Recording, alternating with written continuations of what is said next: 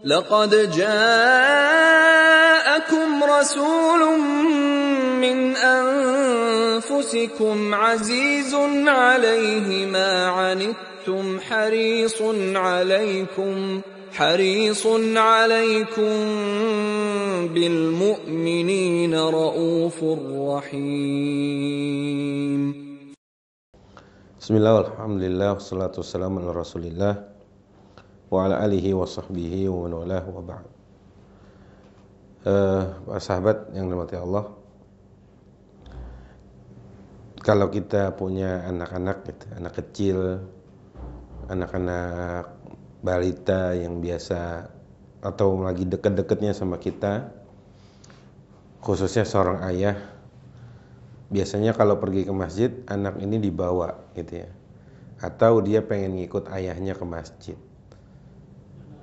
Baik yang anak laki-laki ataupun anak perempuan, itu biasanya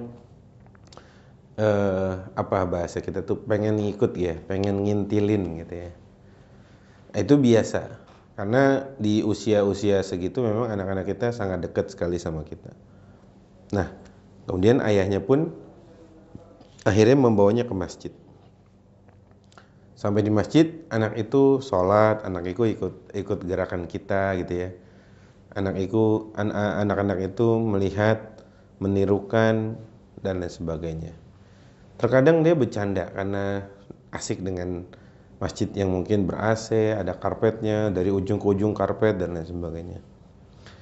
Nah teman-teman, dulu ada sebuah kejadian, atau bukan kejadian, tapi ini dituturkan oleh salah seorang sahabat Nabi yang bernama Abu Qatadah Al-Ansari. Beliau orang Ansar radhiyallahu anhu.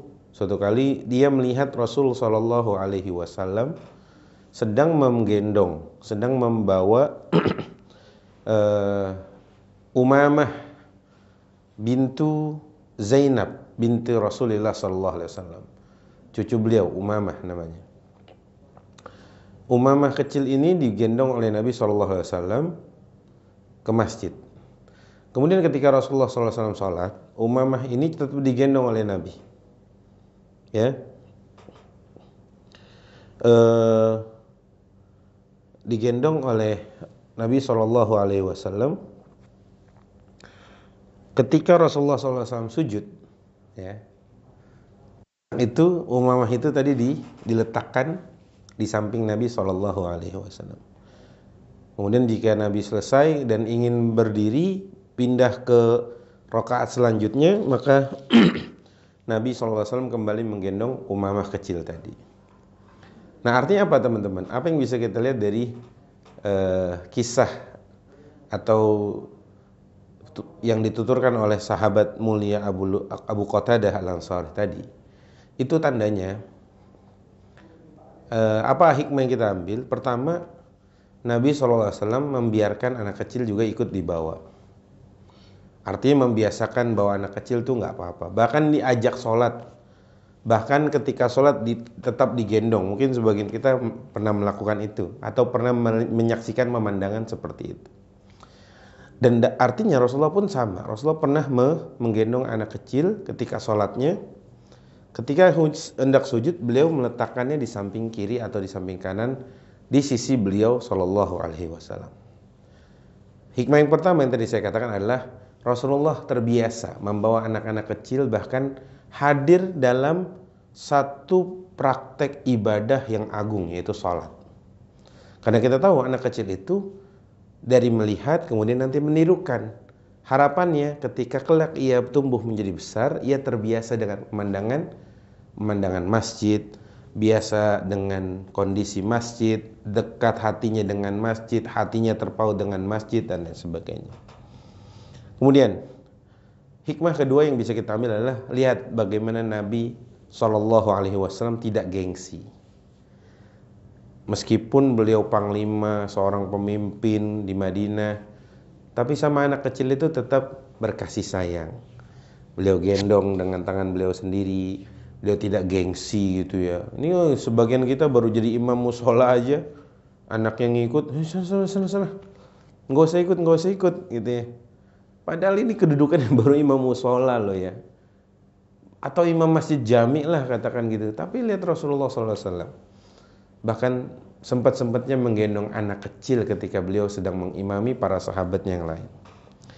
Baik. Kemudian apa yang bisa dipetik, hikmah apa yang bisa kita petik dari sebuah kejadian yang dituturkan oleh sahabat mulia Abu Qatadah Al-Ansari. Yang selanjutnya adalah diperbolehkannya sholat membawa anak kecil dengan catatan gitu ya.